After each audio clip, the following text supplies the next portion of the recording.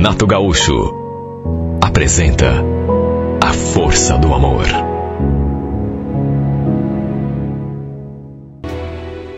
Desde que meu marido perdeu o emprego que nossa situação em casa começou a se complicar. Eu também não estava trabalhando. Tinha pedido a conta numa pastelaria onde trabalhava para poder cuidar da nossa filha menor. Ela estava com 1 ano e meio e a gente não conseguia creche para ela.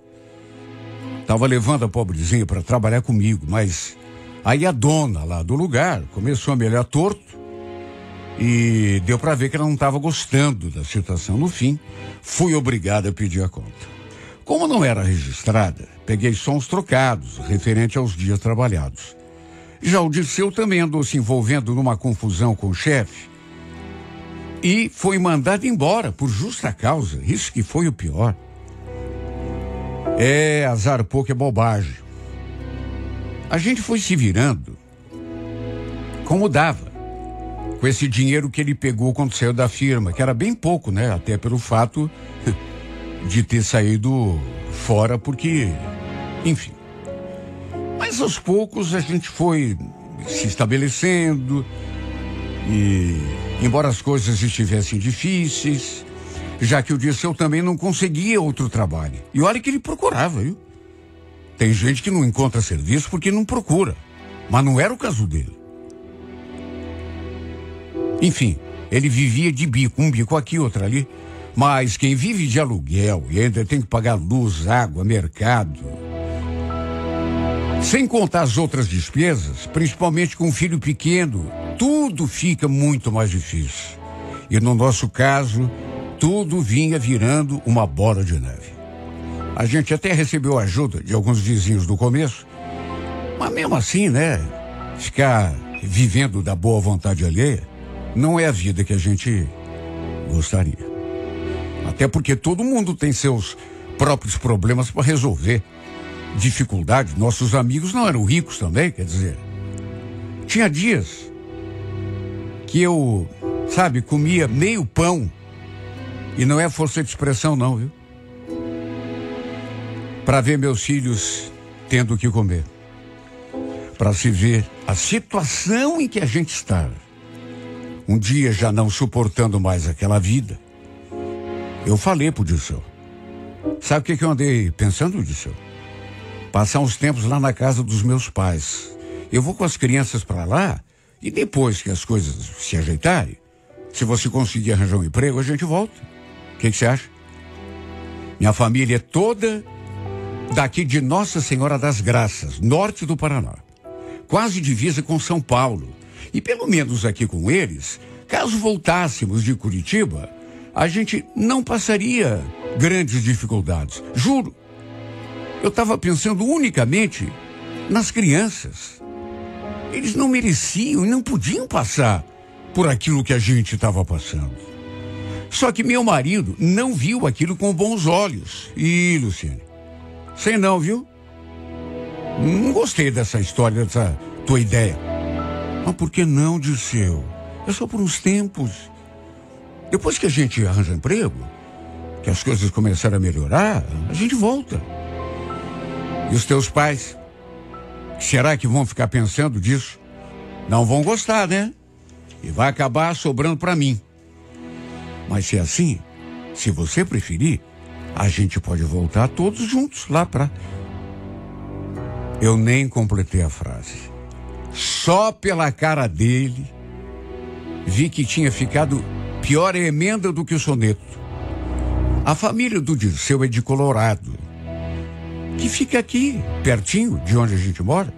Então eu pensei que se voltássemos, poderíamos tentar recomeçar nossa vida por aqui mesmo, deixar Curitiba de lado, pelo menos durante algum tempo. Só que, repito, ele não gostou. E quando falei que todos nós, não apenas eu e as crianças, mas ele também poderia voltar, aí é que ele não gostou mesmo. Ficou me olhando com uma cara, assim, de censura.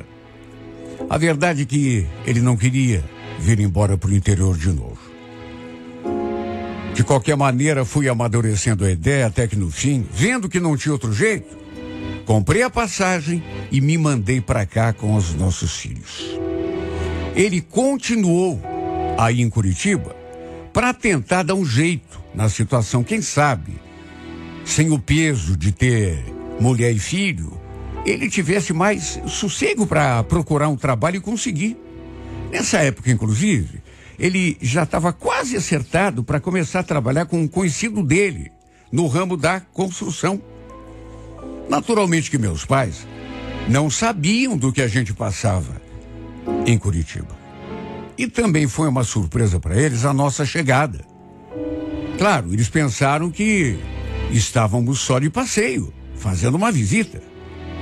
Deixei para ter uma conversa mais séria com os dois apenas no dia seguinte.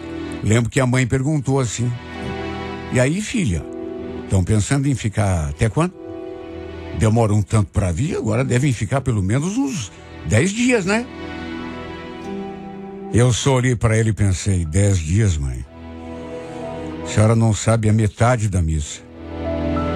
Minha expressão naturalmente que deve ter mudado. E aí eu vi que tinha que abrir o jogo com ela. Fiquei muito constrangido, mas não tinha saída, né? Na época em que resolvemos ir embora para Curitiba, eu e o Dirceu, minha mãe foi contra. Tinha medo que as coisas não dessem certo pra gente e passássemos necessidades. E agora, estava eu ali para testar que ela estava correta. Só que graças a Deus, até porque minha mãe nunca foi disso, né? Não me jogou nada na cara, pelo contrário. Contei tudo que estávamos passando e a cada palavra minha, a testa da minha mãe foi ficando cada vez mais franzida. E quando perguntei se eu podia passar uns tempos lá com os meus filhos, quer dizer, aqui, né? Porque eu vim e fiquei, pelo menos até o Dirceu conseguir se ajeitar, ela não hesitou. Claro que pode, filho. Você e os meus netos vão ser sempre bem-vindos aqui na nossa casa. Aliás, é nossa casa mesmo, viu? É de vocês também. Bom, aí eu abracei a minha mãe e como já estava me segurando, chorei as bicas. Na verdade, até ela, coitadinha, chorou. Depois conversamos com o pai e ele ficou assim meio ressabiado, até meio chateado, não pelo fato de estarmos ali, mas por conta do Dirceu não ter dado conta do recado, como ele mesmo falou, sabe, de cuidar de nós, de ter deixado a gente passar necessidades.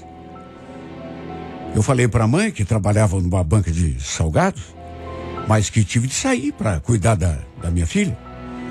E isso complicou tudo, mais do que já estava. Enfim, de qualquer modo, acabaram nos acolhendo. O pai, inclusive, queria que a gente ficasse aqui para sempre. Lembro dele falando assim, mas, sabe, bravo. Não quero que você volte mais lá, principalmente com as crianças, viu, Luciano? Fica por aqui mesmo.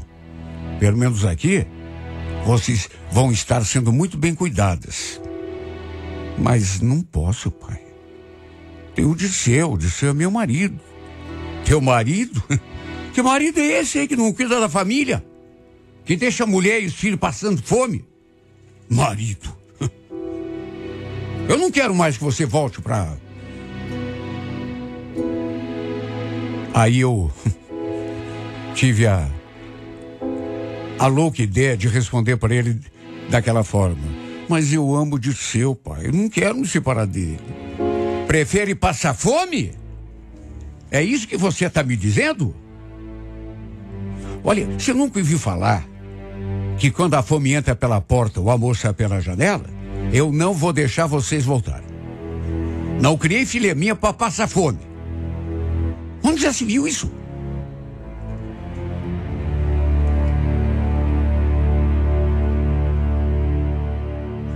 Fiquei bem quieta depois desse discurso do pai. E olha, deu pano pra manga. Depois eu conversei com a minha mãe, falei que não queria viver longe do Dirceu, porque ele era meu marido, eu amava.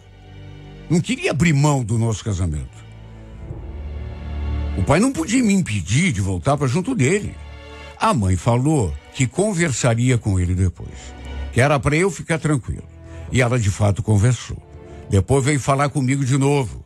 E entre uma coisa e outra, diz que os dois resolveram nos ajudar. Falou que tinha um dinheirinho guardado no banco e queria me dar para eu abrir o meu próprio negócio. No caso, até porque eu já tinha trabalhado nisso, né? Uma banca de salgados. Segundo ela, eu poderia abrir na frente da nossa casa mesmo. E depois que a coisa engrenasse, procurar um lugar um pouco maior. E perguntou: o que você achou? A senhora quer me dar dinheiro para abrir uma banca, mãe? Sei lá, não sei se eu posso aceitar, né? Puxa, foi um dinheiro que vocês custaram tanto para juntar, para guardar. Você é nossa filha. Tudo que é nosso também é teu. Teu e das crianças, é claro.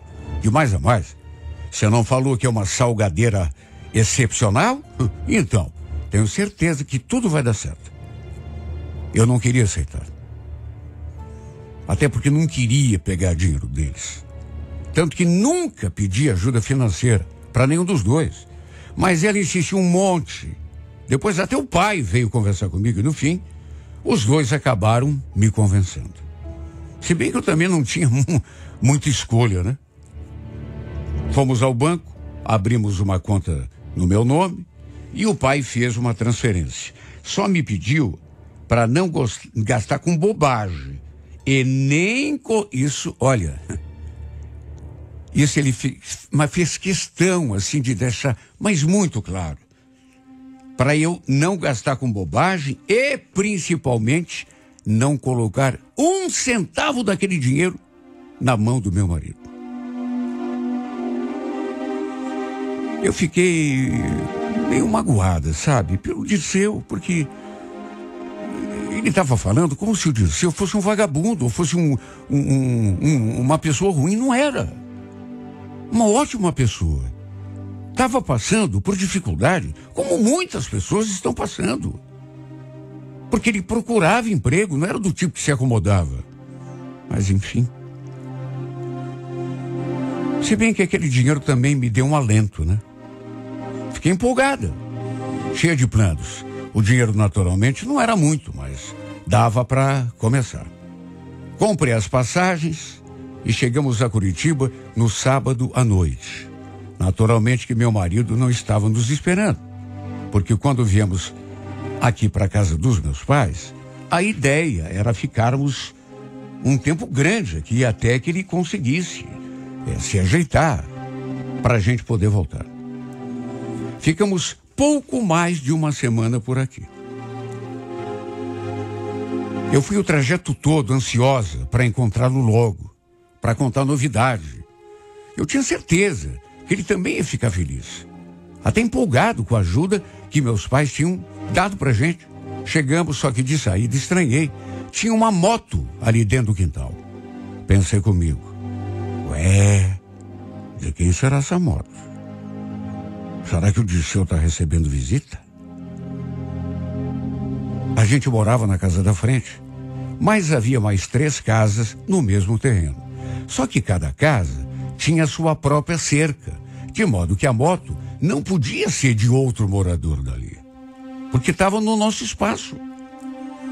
Abri o portão, entrei, as luzes da casa estavam assim, todas acesas, dava também para ouvir o som da televisão, lá de dentro, pela janela, de modo que o Dirceu estava ali.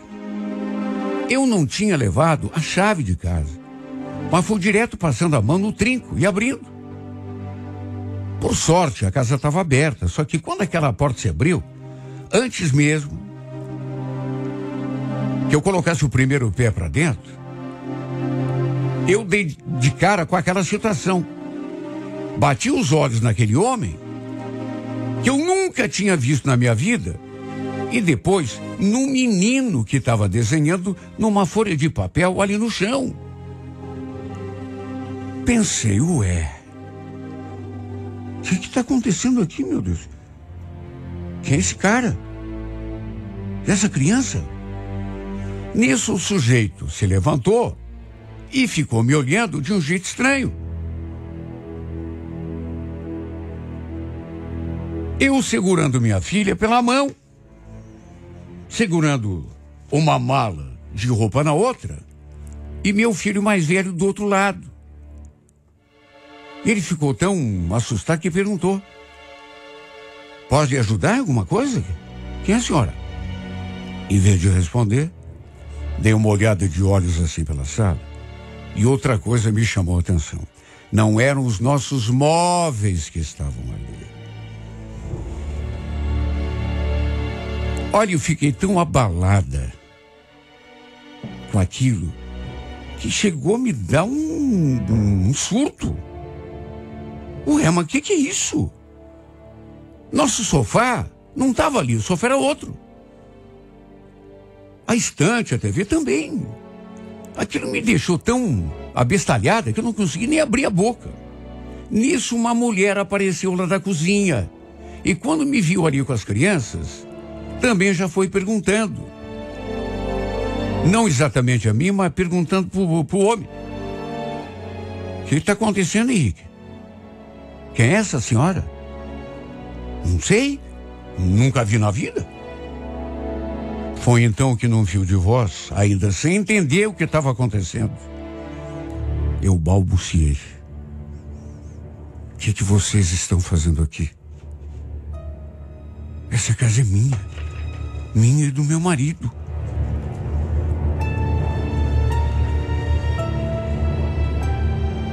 Para resumir, eles devem ter entendido o que estava rolando. E quando falei aquilo, que a casa era nossa, minha e do Dirceu, que era meu marido, o sujeito jogou a bomba. É, filha, mas... Então tem uma surpresa para você, porque o seu marido, ele desocupou a casa. Tava devendo 3 meses de aluguel. Aí a gente falou com o dono, faz 3 dias que a gente se mudou. Como é que é? Mas como assim? Não. Mas o Dirceu foi para onde? O homem só deu de ombros e nisso a mulher perguntou se eu não estava sabendo de nada. Eu falei que não, de nada o quê? Falei para ela. Eu estava fora de Curitiba. Estava no norte do Paraná, na casa da minha mãe. Acabei de chegar de viagem. Aí perguntei, o que vocês fizeram dos móveis? Eles também não souberam dizer. Só disseram que o Dirceu é que tinha tirado tudo de casa. Olha, eu fiquei tão desesperada com essa história. Não sei como me desabei ali mesmo. Me deu uma moleza assim grande no corpo. O que a gente ia fazer da nossa vida agora, meu Deus? E as crianças? Pra onde que a gente ia? E o Dirceu? Onde é que estava o Dirceu?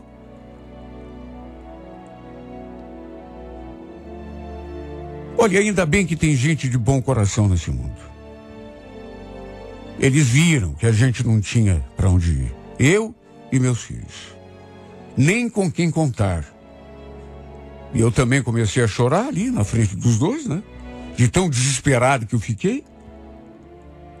E no fim, eles acabaram nos acolhendo. Talvez tenham feito isso só pelas crianças, mas o importante é que fizeram. Nos deixaram tomar banho, a mulher preparou até comida pra gente, sabe? Uma coisa que só de lembrar eu sinto vontade de chorar. Fiquei todo o tempo em estado de choque. Pelo que tinha entendido, o dono da casa tinha escorraçado o Dirceu ali por conta do aluguel atrasado, né? Só que para onde que ele tinha ido, meu Deus?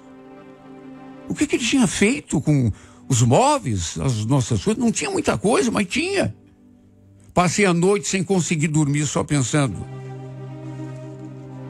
no que tinha acontecido. Chorei praticamente toda a madrugada. No dia seguinte, fui conversar com os vizinhos, mas ninguém sabia para onde o Dirceu tinha ido. Agora que ele tinha vendido as nossas coisas para os vizinhos e outras pessoas desconhecidas, e isso eles sabiam. Só Deus sabe o meu desespero. O pior é que a gente não podia ficar ali naquela casa de favor. Falando aquela casa e lembrando que era a nossa casa. Olha, dá vontade de chorar. Nossa, modo de falar, né? De aluguel, mas era onde a gente morava. Ali nos fundos do terreno, morava uma mulher, Dona Tereza, viúva, com uma filha. A gente sempre se deu bem. E vendo o meu desespero e percebendo que eu tinha voltado, acabou me acolhendo depois que eu estive na casa ali da frente. Ela falou que eu podia passar algum tempo ali, uma boa, até conseguir dar um jeito na minha vida. Lembro dela falando, imagina, não posso deixar você na rua com essas crianças aí, né? Pensa no meu drama. Nunca imaginei que um dia fosse passar por essa situação. Além de tudo, ainda tinha o fato de eu não saber por onde andava o meu marido. Se tinha achado um abrigo, se não estava passando fome, frio.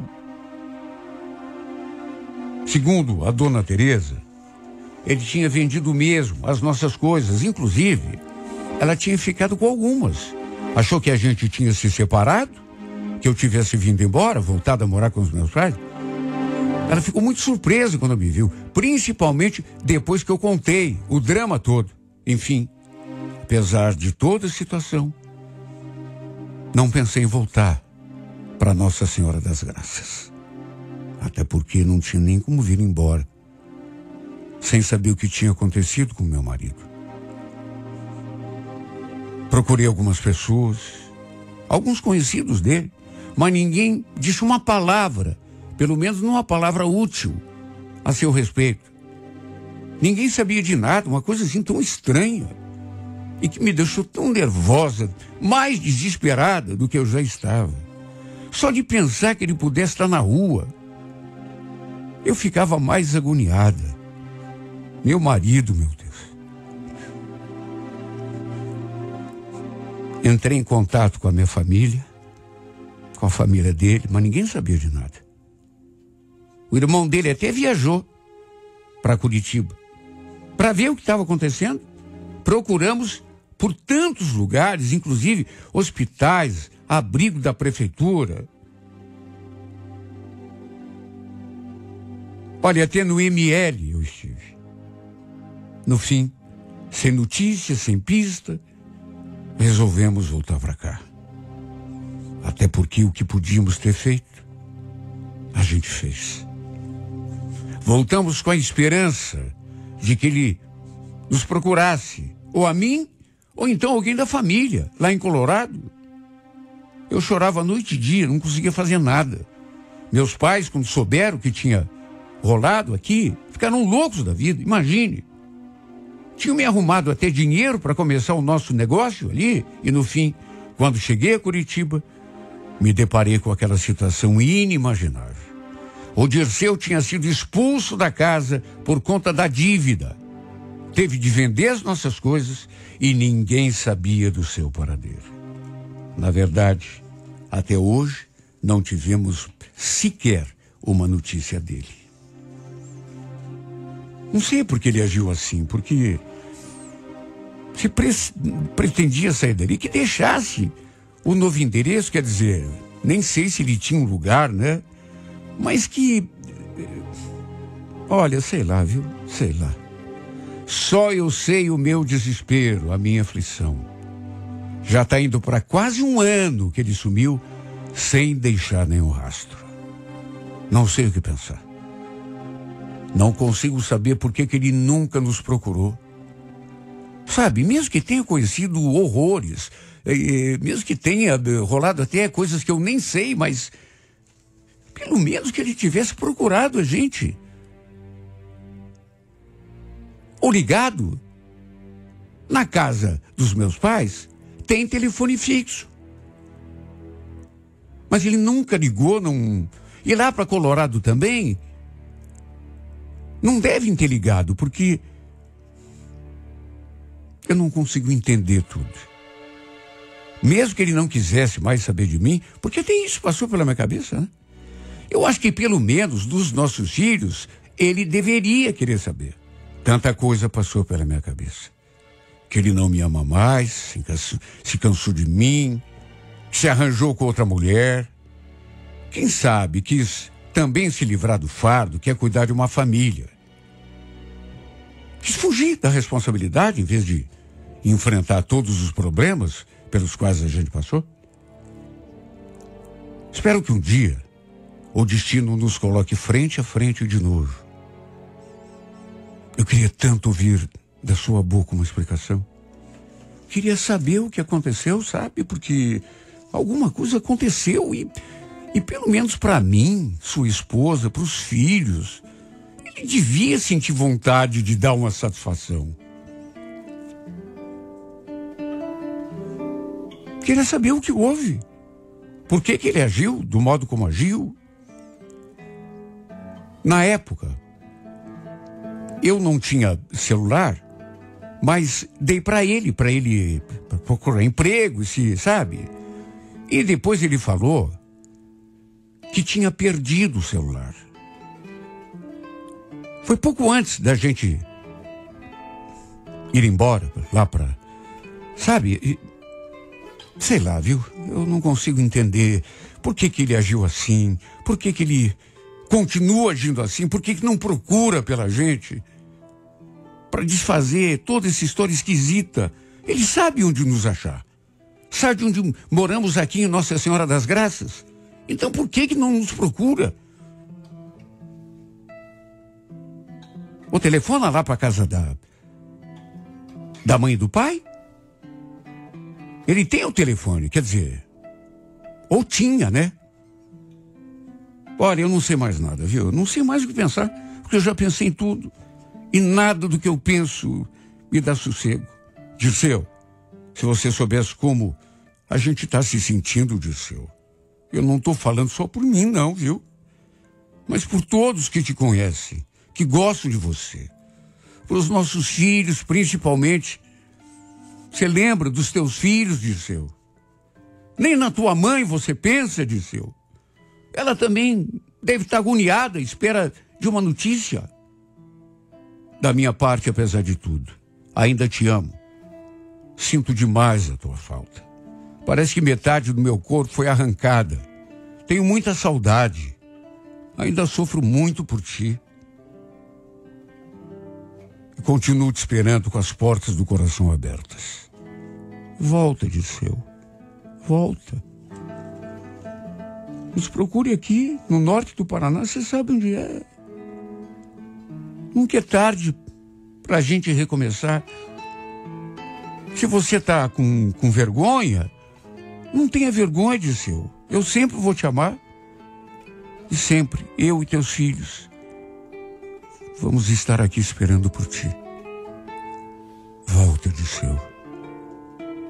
Volta para tua esposa, para os teus filhos. Volta para tua família.